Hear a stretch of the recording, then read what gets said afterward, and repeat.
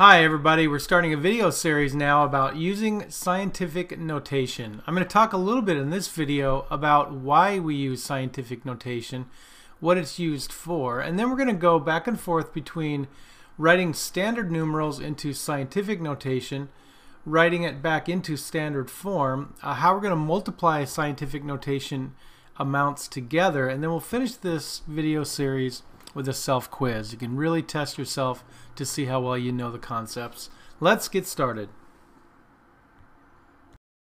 So why study scientific notation? Well, here's an example, and I apologize you can't really read it, it's a little bit fuzzy, but here are some really large numbers. Okay, notice how much space it would take to actually write those numbers out or fit it on a calculator. Okay, they have a lot of commas and a lot of zeros, and these are huge measured amounts.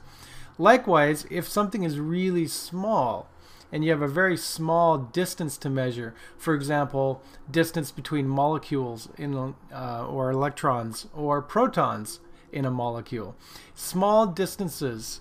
In biology, you have to deal with all kinds of really microscopic amounts with a lot of decimal places like this.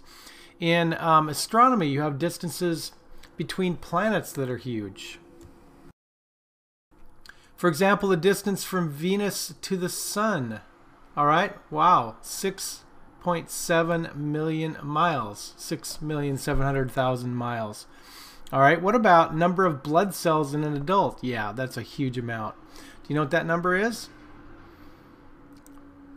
Right, that's trillion, 25 trillion blood cells in an adult. So as you can see, in the area of science especially, you have really large, really small numbers, and you don't have room on your calculator or even a piece of paper for all the commas, zeros, and decimal places.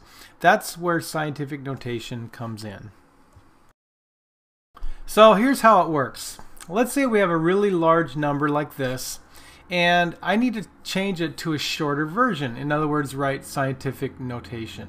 So notice how it becomes 1.3 times 10 to the certain power. Now there's two parts to this. The first part is called either the coefficient or the index. All right. The second part is, as you can see, it's a power of 10.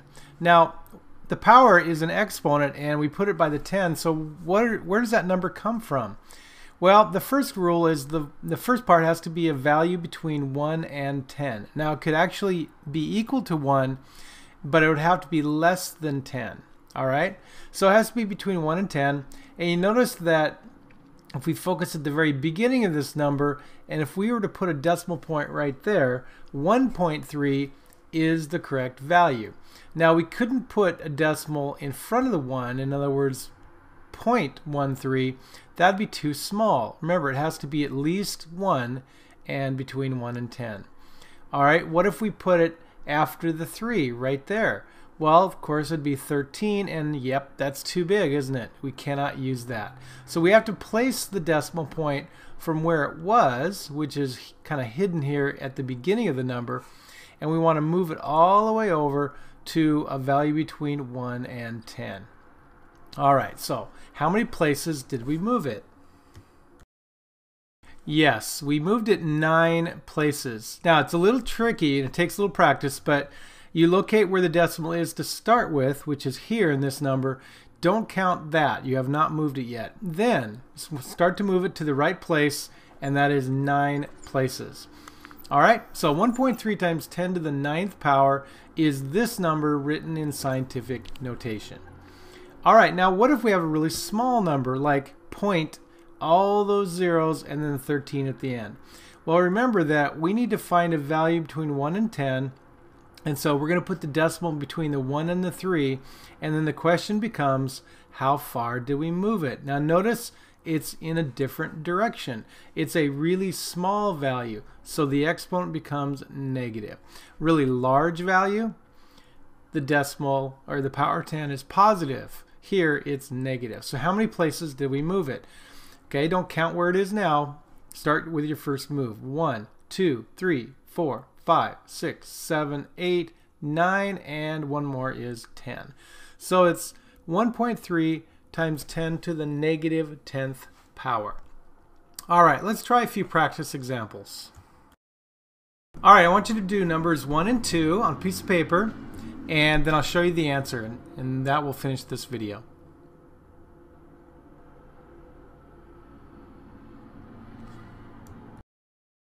Number 1. Notice that again we have a decimal point at the end of this number right here. To locate it in a place where you have a value between 1 and 10, we have to move the decimal right there between the 3 and the 2. So then you ask yourself, how many places did I move it? And it turns out to be 5. So it's 10 to the 5th power. What is that value between 1 and 10? 3.27. So that's the number written from standard form into scientific notation. All right, good job.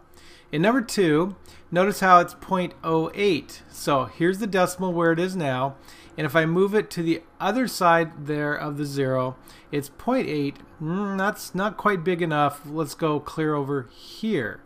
Now we have a value between 1 and 10. So that number is 8, and we moved it 2 backwards. That's 10 to the negative 2.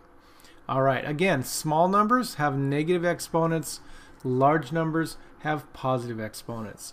All right, take a look at the next video in this series where you get some more practice changing standard form into scientific notation. Thanks for watching.